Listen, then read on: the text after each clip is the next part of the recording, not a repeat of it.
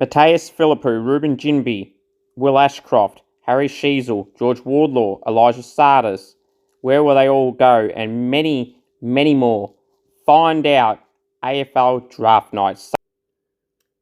Hello everyone and welcome to a very short video where I'm going to go through in some gossip I've been hearing about the AFL Draft. We might as well get things underway, but first off, before I do so actually, please subscribe to the YouTube channel here, AFL Information, Trade Rumours and Results. If you haven't already, we'll greatly appreciate if you can go and subscribe. It costs you guys absolutely nothing. Now, some of the draft gossip I've been hearing that Matthias Philippou has met with the Bombers on Monday, he met with the Hawks on Monday, and then the Essendon heard about this, and while Hawthorn flew him in, he then met with the Hawks, obviously, and then met with the Bombers after they heard the information. Now he's met with the Crows on Wednesday. Now you'll say, Cooper, the Crows don't have an early pick. They don't have a second-round pick. They don't have any relevant picks that he'll be available at.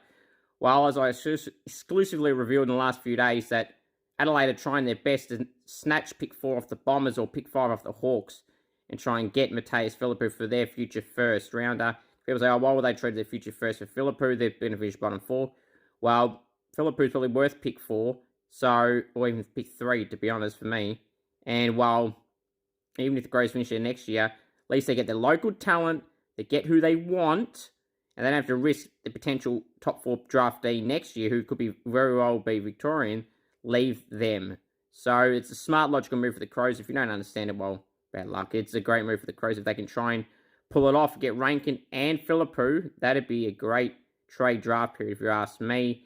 Ruben Ginby has met with the Gold Coast Suns in the last few days. Gold Coast confirmed today. Elijah Sardis, I feel for me, will be the slider from the top 10 towards the back part of the top 10. If the Bombers do not take him at pick 4, I feel like he could slide all the way to the Saints at pick 9. Now you say, why could that be the case? Well, Gold Coast won't take him pick 5. West Coast won't take him pick 8. Geelong prefer Jai Clark. And then that leaves the Hawks, who may consider him, but they may take Bailey Humphries. So Elijah Sardis could be the one that could drop all the way to the Saints. Cam Mackenzie, the Eagles are looking at. Ed Allen, they're looking at. Jed Buslinger, they're looking at. And Ruben Ginby, if he does get through to the Eagles at their first pick. So Elijah Sardis could be the one that could slide all the way to the Saints if he does not get picked up by the Bombers at pick 4. Some other names I'm hearing about, Josh Weddle could be a late first-round draft pick, potentially the Victorian intercept defender, key defender. Charlie Clark has been talks he could slide out, and I still don't see how that's the case. Small pressure forward, averaged just 1.9 goals per year, averaging about 18 possessions, I think it was, for Victoria, or Sandringham Dragons. So I just don't understand how he can fall that far back. He's been linked to the Pies as well from early as pick 16. Braden George, who done his ACL mid-season, had bags of 5 and 6 goals early in the season. Picked round 1 and 5 to be specific about that. One that's been looked at by the Western Bulldogs. You know, you're going to say, where's the bids going to go for Jasper Fletcher and Will Ashcroft? Will Ashcroft's bid will be at pick 1 or 2. If GWS don't, the Roos will. Jasper Fletcher, I've been hearing that the bid could come from as early as the Bulldogs pick at pick 11. Carlton got pick 10, then Bulldogs at 11. So, be early as pick 11. So, Oliver Hollands has been a Carlton.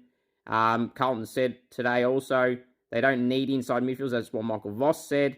Ollie Hollands, they want a different type of midfielder, and Ollie Hollands fits that description perfectly. He's not an inside mid, two-way runner. Be one they look at. Jez Buslinger, the WA key defender, the key defender of this draft. I feel that if he doesn't go to the Eagles, the Saints and the Bulldogs could be looking at. I don't understand why the Bulldogs would, but that's the talk at the moment.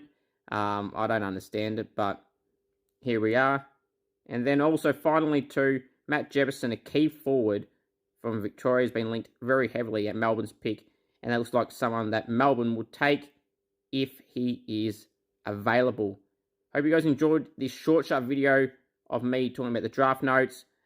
Keep tuned to my Facebook page, AFL Information, Trade Rumours and Results, Instagram page, AFL NFL Live, and right here on YouTube, AFL Information, Trade Rumours and Results. Please subscribe to the channels on all platforms, YouTube, Instagram, Facebook, Spotify, and Apple Podcasts. I would greatly appreciate that. For more draft content, all the interviews I've had, my fan and draft will be dropping on Saturday or Sunday night. Stay tuned for that, and the draft starting on Monday night and finally finishing on Wednesday afternoon. Look forward to all the draft content. I'll be here 24/7 as always.